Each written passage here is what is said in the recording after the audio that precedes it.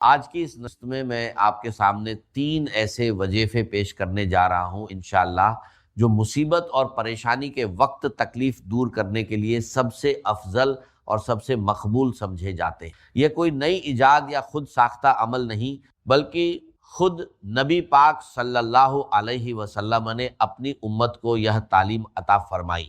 ان 3 وظیفوں کو ہم آج فہرست کے سب سے اوپر رکھتے ہیں، کیونکہ ان کی سند بھی مضبوط ہے اور ان کا اثر بھی قرآن اور حدیث دونوں میں موجود ہے۔ سب سے پہلا وظیفہ وہ دعا ہے جو خود اللہ تعالیٰ نے قرآن مجید میں بیان فرمائی، لا الہ الا انت سبحانک انی کنت من الظالمین۔ اس کا مطلب یہ ہے کہ نہیں ہے کوئی معبود سوائے تیرے، اے اللہ تو پاک ہے، تو غلطی کر ہی نہیں سکتا، اور بے شک میں ہی خطا کار ہوں، میں ہی ظلم کرنے والا ہوں، میں ہی غلطی کرنے والا ہوں۔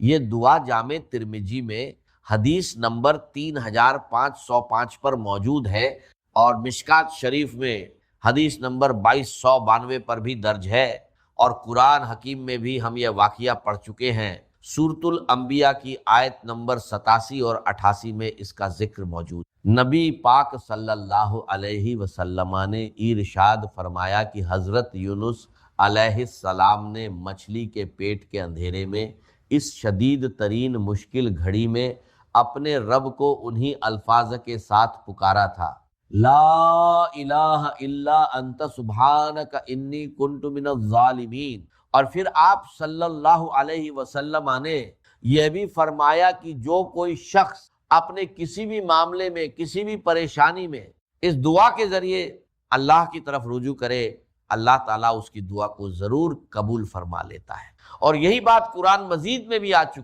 کذالک ننجی المؤمنین، یعنی اسی طرح ہم مومنوں کو نجات دیتے۔ اور میرے بھائیوں، اس دعا کی عظمت کا اندازہ لگائیے کہ سورۃ الصافات کی آیت 143 اور 144 میں کتنا بڑا فیصلہ سنا دیا گیا، فلولا انہ کان من المسبحین للبث فی بطنہ الی یوم یبعثون۔ یعنی اگر یونس علیہ السلام اس طرح اللہ کی تسبیح بیان کرتے ہوئے اسے نہ پکارتے تو قیامت تک اسی مچھلی کے پیٹ میں، اور مچھلی کا وہ پیٹ ہی ان کی قبر بن جاتا۔ ذرا سوچئے کہ کتنا بڑا عذاب اور کتنی بڑی مشکل صرف اس ایک دعا کے ذریعے دور ہو گئی۔ یہ دعا اسم اعظم میں شمار ہونے والی عظیم ترین دعاؤں میں سے ایک ہے۔ یہ دعا اپنے آپ میں بہترین وظیفہ بھی ہے، بہترین استغفار بھی ہے، اور اللہ سے توبہ مانگنے کا ایک بہترین اور مؤثر ترین ذریعہ بھی ہے۔ ذرا غور کیجئے کہ حضرت یونس علیہ السلام نے کس خوبصورت انداز میں اللہ تبارک و تعالیٰ کی صفت کو اپنی نجات کا ذریعہ بنایا۔ ملاحظہ کیجئے، لا الہ الا انت، اے اللہ تیرے سوا کوئی معبود نہیں۔ یہاں سب سے پہلے توحید کو مقدم رکھا گیا۔ پھر سبحانک، اے اللہ تو پاک ہے، تجھ سے غلطی ہو ہی نہیں سکتی کیونکہ تو پاک ذات ہے۔ اور پھر انی کنت من الظالمین، میں تو ایک انسان ہوں، مجھ سے غلطی ہوگی ہی۔ اب جب آپ اللہ تعالیٰ کو اس انداز میں پکاریں گے کہ اے اللہ تجھ سے غلطی نہیں ہو سکتی، میں نے تو بندہ ہونا ہے، مجھ سے غلطی تو ضرور ہوگی، تو کیا ہی زبردست اندازہ ہے اللہ کو پکارنے کا۔ ایسی دعا پر پھر نجات ہی نصیب، واللہ یہ بہترین دعا ہے، بہترین غفار ہے۔ اور صحیح بخاری اور صحیح مسلم کی متفقہ اللہ حدیث میں یہ بھی آیا ہے کہ جب آپ تشہد میں بیٹھے تو درود شریف کے بعد اپنے رب سے جو چاہیں مانگیں، اور اس دعا کو بھی اپنے اوپر لازم کریں۔ یہ دعا اسم اعظم میں سے ہے، اپنی دعاؤں میں اسے ضرور شامل۔ دعا کی قبولیت کے لیے اسے آپ اللہ تعالیٰ کی طرف سے ایک کیٹالسٹ سمجھیں، بالکل اسی طرح جیسے کیمسٹری میں کیٹالسٹ کسی کیمیکل عمل کو تیز کر دیتا ہے۔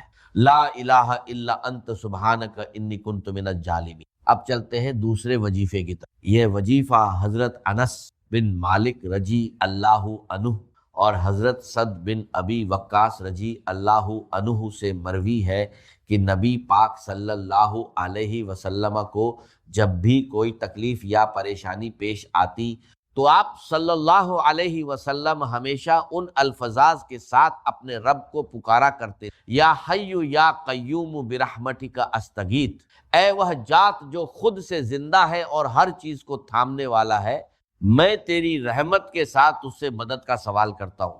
یہ بھی اسم اعظم میں سے شمار کی جاتی ہے۔ تو یہ ہو گیا ہمارا دوسرا وظیفہ۔ اب تیسرا اور آخری وظیفہ جو اپنی جگہ ایک کمال کا وظیفہ ہے۔ صحیح بخاری میں حدیث نمبر 4563 پر موجود حضرت ابن عباس رضی اللہ عنہما فرماتے ہیں کہ جب حضرت ابراہیم علیہ السلام کو آگ میں پھینکا جا رہا تھا اس شدید ترین آزمائش کی گھڑی میں، تو ابراہیم علیہ السلام نے اس وقت یہ الفاظ کہے تھے، حسبنا اللہ و نعم، ہمارے لیے اللہ ہی کافی ہے اور وہی بہترین کارساز ہے۔ اور تمہارے پیارے نبی صلی اللہ علیہ وسلم کو بھی جب کبھی کوئی مصیبت یا پریشانی آتی تو وہ بھی یہی الفاظ پڑھا کرتے، حسبنا اللہ و نعم الوکیل۔ یہاں یہ بات بھی واضح کرتا چلوں کہ جو نعم المولا و نعم النصیر کا اضافہ کچھ لوگ اس کے ساتھ جوڑ دیتے ہیں، وہ دراصل الگ آیت ہے، اسے شعر کی طرح ملا کر نہیں پڑھنا چاہیے۔